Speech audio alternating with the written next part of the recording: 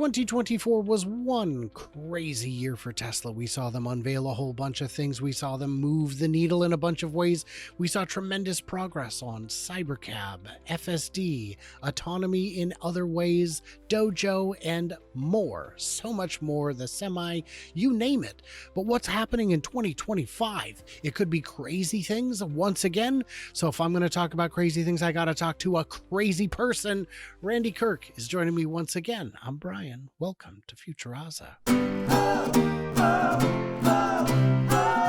So Randy, if I'm talking crazy and I'm talking crazy predictions, I've got to talk to the crazy man himself, Randy Kirk.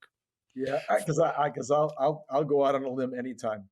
Yeah. So let's start with your predictions. Let's start with, and by the way, on these, you can give me a range. A range is fine if I say how many units, you can give me a range. I don't need you to tell me the exact number. No, of course not. So how many? How many what? How many 3 four-wheeled vehicles will be sold by Tesla in 2025? In 2025, something north of 2.5 million. And so Elon has been saying, maybe 2.3 if we're lucky, but he's not taking into consideration that when FSD becomes unsupervised, all bets are off because people are going to start whipping up those cars. Tesla will have to call people back to work. They will have to open up new shifts. They will have to work on Saturdays. I mean, they're going to have to do anything they can to make more cars because the demand will just go off the roof. So I'm going to go with 2.5 for next year. Wow. All right. Well, I'll take the under, but all right. I hope you're right. So how about Cybertruck specifically? What are you thinking on volumes there? Oh, I hadn't really thought through that, but I think roughly speaking, they were talking about having the capacity in at this time to do 250,000, but I believe that is not for shifts. So I think towards the end of the year, they will start seeing that the demand, as it gets down to 60 grand, the demand will be there. They will add that third shift. And I think with the third shift, they'll be able to get it up to like 375. So let's go with 375.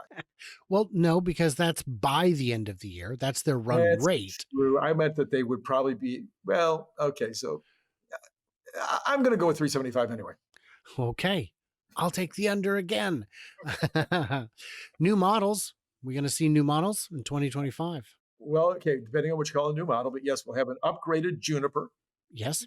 Juniper will be popping out any minute in China, slightly after that minute, probably in the United States, and then slightly after that minute in Berlin. And I'm expecting it to be a big, massive hit from the get-go as people upgrade their old Model Ys. And then there'll be the people who have been waiting for it anyway because they've been just putting it off, and because they wanted all the new stuff. And then when FSD, as I just said, I'm just going to be repeating myself, when FSD is unsupervised, then Katie board the door. It's going to be nuts. Yeah. It's going to be exciting. Yeah. But other models. We have the Model Q, also known as the 2.5, also known as the less expensive or more affordable vehicle, which may or may not cost cost 25,000 after or before the $7,500. This guy, it's like it. I don't know what it's going to be, except I'm thinking it's going to be a hatchback built on the Model 3 frame design concept that will be less expensive and will be a fine car and will do extremely well. And so it will come out in the first half.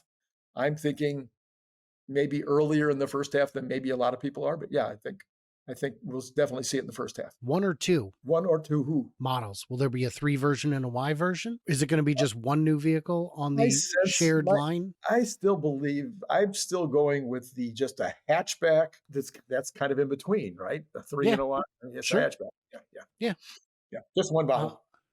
And when will we see legacy models getting unsupervised FSD? Legacy models getting unsupervised FSD will be probably I would say the first quarter. Okay. I think the unsupervised comes first. You and I discussed this, I think, on my channel yesterday. I think it'll be maybe it'll be a 3-stage rollout. But the first stage will just be, unsupervised, Maybe we take your eyes off the road for a while, and then maybe another stage and another. Anyway, but I Mhm. think it will all take place end of the first quarter. Okay. Next 100 days, folks, you heard it here first. Well, probably not first, but it's the first time you've heard it here. Yeah. That's for sure. Okay, what about cyber cab production? Do you think that'll happen this year in Oh yeah, 2025? I definitely think this is being sandbagged, but I also think it's a little bit dependent upon robotaxi actually rolling out and the so-called regulatory climate. So I do have opinions on when the regulations are going to take place, but if the regulatory climate is right and the unsupervised has happened and robotaxis can be a thing, then I think we will be surprised to see robocabs very shortly thereafter.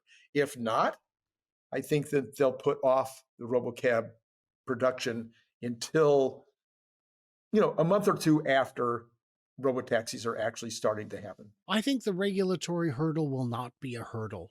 I The don't think new so. new NHTSA guideline that I expect to see ratified soon says go to a self-reporting method. And that's what car makers already do for a lot of things, including crash testing. You self certify. We'll probably go back and double check your math at some point. And if we find that you are wrong, then you're going to probably have some problems. But the lawsuits will be bigger than anything we could levy. What are you thinking for margins? Margins. Okay, so this is going to be a surprise. I actually am piggybacking off of my friend Brian Wong, who said the other day, so he surprised me on one of my shows. He says it's going to be over 2%. And I thought, I mean, sorry, 20%. Over 20%. And I thought, Mm, for the first quarter, I mean, fourth hmm quarter reporting in January. So I mm. went back and I redid my numbers and I started going down the list. And sure enough, yeah, I think we'll be over 20%. And that is going to be a shock to the system. That will by itself should cause the stock price to go up. Um, and, uh, and that'll be a base. It's just going to get better. One thing that Matt Smith and I discussed the other day, probably the other day, or if not any day now, is that as FSD subscriptions continue to grow, the margin will continue to grow Right. because you can make money forever on a car you sold years ago. Now, I do think we had an artificial sugar high coming out of the end of lockdown because all those 2018 Model 3s that were sold on lease came back in 2021 and Tesla could sell them again at an even higher margin than the first time. That's not going to happen again. And now, I know at least in some cases, you have the opportunity to buy out your lease. So that is also a new thing. Demand levers. I made a whole show about demand levers probably 2 years ago, and almost I think everything I said eventually came true. But yeah, that was one of them. Is let people buy their lease out. Right. I think they've had some demand levers that I didn't see coming, but I don't remember now because I'm focusing on this show, Randy. Focusing on this show. All right, stock price. And again, a range is fine. Oh, yeah. Well, in this particular case, I've been very, very clear for 2025, by the end of the year, 700. And that's assuming not a single robotaxi rolls off the line and not a single, and that there's no reveal on Optimus. So I call it 700 plus plus. So the first Mhm. plus would be robotaxis are happening. We've got data coming in terms of how much money people are making or not making. We know how many robotaxis are out there. We got some data that we can put into a spreadsheet, and that would be the first plus, which would probably be worth $100 bucks or more. And then if the Optimus is revealed with spec, with pricing, etc., if that happens before the end of the year, and also if that would include obviously showing that it does useful tasks in a factory, then that's probably worth a couple $100 bucks. Okay. Now, so let's talk Optimus. Let's hear your predictions for Optimus 2025. 2025, I'm just going to go with the chief, I know I'm a fan. It's been so long since I've been a fan of anybody. I was a fan of Barbara Streisand, and that was the last time I was a fan. I mean, it's like, okay, was a lot of baseball fan things happening in my youth. But anyway, the point is, I'm a fanboy, and in this particular case, I'm just going to take him at his word. And he's had some of his other people in the C-suite agree with him. 1,000 to 3,000 this year actively working in the factory. Hopefully, we'll get flyovers or walkthroughs or something that show these guys out there working. And then the following year, this is where this is not going to, not for 2025. So go to 2026. I'm the guy that's going to say it's 100,000 in 2026. Well, I won't hold you to that. Guys, in the comments, we're only about half done here. In the comments, what do you think of each of these predictions? Feel free to sound off. Let me hear your numbers, because I will revisit this with Randy at the end of 2025 so we can laugh about how low he was compared to what it actually did, or vice versa. Both ways it'll be fun. It's a fun game we play. It's year end. Cut us some slack. Okay, so we've got all that. New factories? Absolutely. I'm kind of shocked we haven't already had any announcements. But yes, I would say we'll have 3 announcements as a minimum. There may be other smaller factories that might do more power walls or something, or more, Chargers. Chargers, yes. But the major factories that will be announced next year will be 1 gigafactory. Don't know which one it will be. And I would even count starting to build Mexico as that announcement. Okay, because I would too. I don't count that as a factory yet, because it's a piece of land. So if they announce that Mexico is going to be built, that would be an example of 1 gigafactory. And then I think they'll do 2 megapack factories. I would also count a substantial expansion to Giga Berlin. Okay. Phase 2. Even though it is now almost an existing factory. Virtually approved. Okay. Well, they've got permits, but they've got no imminent plans. Yeah. Okay. Yeah. I would count that. I would count that. Okay. And you're saying 2 megapack factories somewhere. 2 megapack factories for sure. Yeah.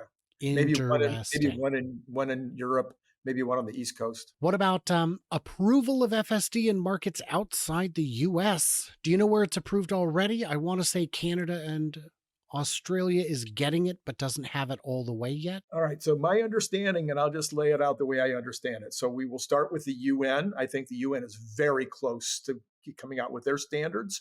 And Canada and Australia, under my understanding, are going to go with what the UN says, as are lots of other places: South Korea, Singapore, Japan, pretty much everybody other than the ones we'll talk about next. So that UN standard, and what do we know about the UN? But my understanding is the UN standard is very close.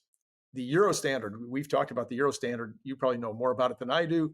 The EU standard is also supposedly, they're talking about March, I think the last I heard, is when this standard should be coming through. And that would be maybe the same. Maybe they're waiting for the UN standard to finalize their standard. I'm not sure. So I'm going to go with March for the UN standard. I mean, the Euro standard. Then we've got the China standard. I think that could also come sooner than anybody else's. We know that they've already approved ASS. And so I think we could be looking at January where it gets approved in China, and that only leaves the US. You alluded to the standard that was proposed the other day. I believe that is not the end of that writing. I think that we'll see some additional layers, our paragraphs, our 0.1, 0.2, 0.3, but all of it should be wrapped up in the first quarter. Okay. And then, of course, the only question remaining is, in terms of expansion, how many more kids is Elon going to have this year? Because I don't know about you, but I'm considering stepping down from my responsibilities to have his twins. You're not in the running, huh? No, I don't think I am. But with the Lord, all things are possible. So fingers crossed. Okay, guys, in the comments, what are your milestones? What are your thoughts on all this madness from the Randy Kirk himself? I think he's got, I know he's got more than a screw loose, but on these, he might be dialed in. He might actually nail some or all of these, or even be not optimistic enough. If I were to tell you in September, the kind of run we would have through December, most people would say, I'm not betting on that. Yeah. I will not buy those options. And you would have been wise, because this run up has bankrupted a lot of short sellers, and more power to them. And guys, if you shorted the stock and you're now hurting, just know that there are many good food banks. Famous, that's my thing, is I've always volunteered at food banks. You're welcome anytime. What do we miss? What do we misunderstand? Leave it. Stay tuned and juicy. I cannot wait to hear from you, clever robots, when you subscribe and like and do all those things, and head over to Randy Kirk's channel. Find out what he's up to. Probably no good. Probably rabble rousing. So, talk to you soon.